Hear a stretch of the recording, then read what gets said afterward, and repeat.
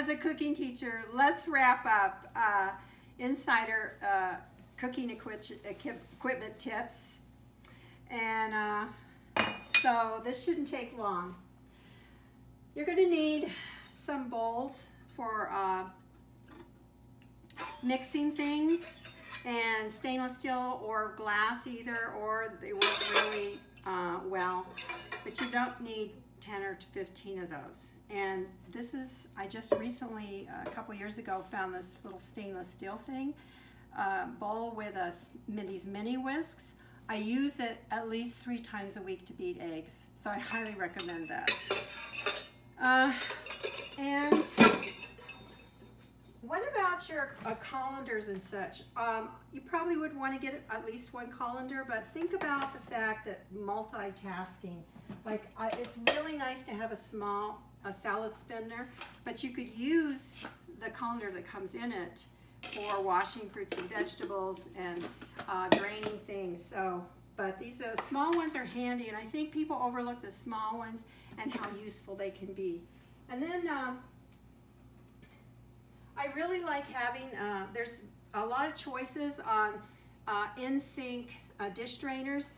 I really like having one. I use it pretty often. You may find a use for that. And you want to get yourself a spoon rest. People often overlook custard cups and how useful they are for everything. They can be used for prep bowls, but you can also find prep bowls. Very handy, like there's 4 of these. And then you're going to need glass measuring cups, and those are for liquids, and you're going to need dry measuring cups. And be sure and get yourself more than just the standard ones. Like you're really going to need 1/3 cup, 2/3 cup, 3/4 cup if you're doing much cooking, and some measuring spoons. And I get made fun of all the time for having and loving my measuring spoons and cups, but I really use them, and I make a lot of new recipes, and I want to make sure they turn out. And just to keep it handy, like when the cups are dry, but they're dry after they come out of the dishwasher, I just throw them in the drawer randomly. They don't have to be, you don't have to spend a lot of time stacking them. It's great to save a couple jars to make salad dressings in and clean those out. And I would rather, pepper mills can be quite expensive and require some research. Frankly, if you're not ready to invest yet, I would rather have you use a little can of pepper. That is, than to use fresh grind pepper, just to get you, the main thing is get into the kitchen and cook. Now, I only use mostly a box grater, but they get old and rusty. You might want to update that. A casserole dish is so useful, not just for baking. You can roast a chicken in it. You can store food in it. And I just use a simple plastic cutting board and throw it in the dishwasher. I don't use the wooden ones. Again, this is all about what works for you and your preference. And don't forget, you're going to need hot pads. And replace that sponge regularly.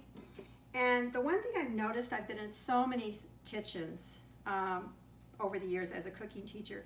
People, you want to replace your kitchen towel every day if you're in the kitchen every day. And people don't have that many kitchen towels, and they're kind of old and ratty. I love having nice kitchen towels, so it's a big deal. And I don't know if you know about these souffle kind of bowls, this size, but they come in different sizes, and they're nesting. You can mix in them, you can bake in them, you can store them in the fridge. These are quite handy if you didn't know about those. So I'm looking around and I'm saying, except for that cookbook, be sure and keep reading cookbooks and checking them out from the library. And we'll talk about recipe organization down the road. Well, that's what I have for you today. It was so enjoyable, and this is Get Real in the Kitchen with Deanna Ohlsson. Hit that subscribe button, please. And this is live from Denver, one take. See you next time.